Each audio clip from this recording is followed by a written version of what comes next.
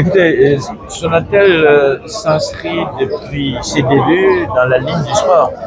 Et ça, c'est qu'une consécration, parce que c'est une première en Afrique. On reçoit les Jeux Olympiques de la jeunesse.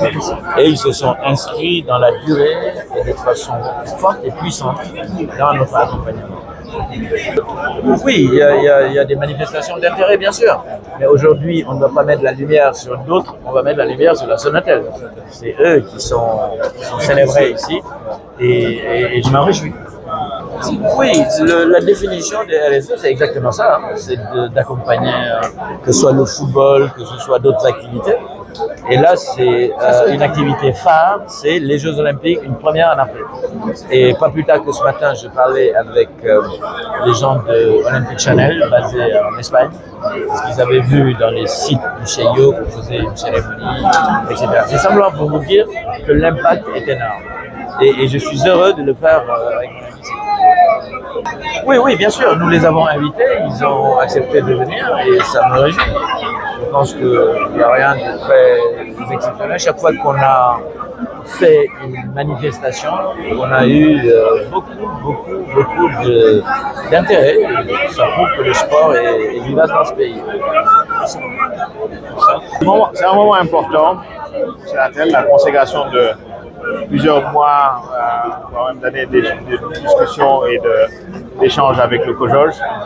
Aujourd'hui, nous avons l'honneur de signer ce partenariat pour acter que Sonatel est le premier partenaire premium pour les Jeux Olympiques de la jeunesse Dakar 2026. En cela, nous ne faisons que confirmer notre statut de premier partenaire du sport. Mais au-delà, vous savez, ces Jeux Olympiques ont une dimension assez importante. Pour la première fois, l'Afrique accueillera ces Jeux Olympiques de la jeunesse. Et nous avons eu comme point d'honneur de vraiment accompagner le COJOJ, mais l'État du Sénégal également, pour que ces Jeux soient une parfaite réussite. Je voudrais là vraiment féliciter déjà les équipes qui ont travaillé à compléter ce partenariat, mais également remercier le COJOJ, le CIO pour la confiance, parce qu'au-delà de la partie sponsoring, nous sommes fournisseurs officiels pour ces Jeux Olympiques de la jeunesse sur les services de télécommunications fixes et mobiles. Vous savez, oui, ce type d'accord, alors est-ce qu'on peut parler de difficulté? Parce qu'il s'agit quand même d'un événement mondial et nous devions nous assurer que tous les aspects, notamment du cahier des charges du COJOJ, qui est celui aussi du CEO, étaient remplis. Donc il y a eu beaucoup de discussions techniques pour être sûr que nous avions bien compris ce cahier des charges et que notre proposition aussi la couvrait totalement. Et donc c'est ce qui a donné à ces échanges. Et puis bon, des discussions, comme vous savez, quand il y a un partenariat, il faut aussi rentrer dans certains détails pour que ce partenariat puisse après bien se passer. Donc c'est ce qu'il y a eu, c'est des discussions somme toute normales. Nous sommes vraiment aujourd'hui ravis d'arriver à concrétiser cela par la signature de ce contrat. Oui, vous savez, Sonatel a toujours été présent pour accompagner le Sénégal dans ses grands rendez-vous.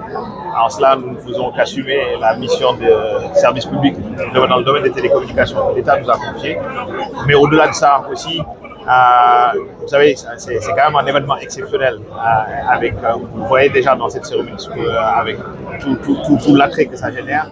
Et aussi, c'est un type d'événement sur lequel nous avons vraiment plaisir à y associer notre marque. Et en cela, nous sommes extrêmement reconnaissants envers le COJOJ d'avoir accepté ce partenariat. Absolument. Nous avons déjà, même avant d'avoir signé, anticipé un certain nombre d'investissements dès que nous avons eu une bonne visibilité de ce qui était entendu. Parce que c'est quand même un rendez-vous important pour le Sénégal. Le Sénégal va accueillir ici en terre africaine des jeunes qui vont venir du monde entier.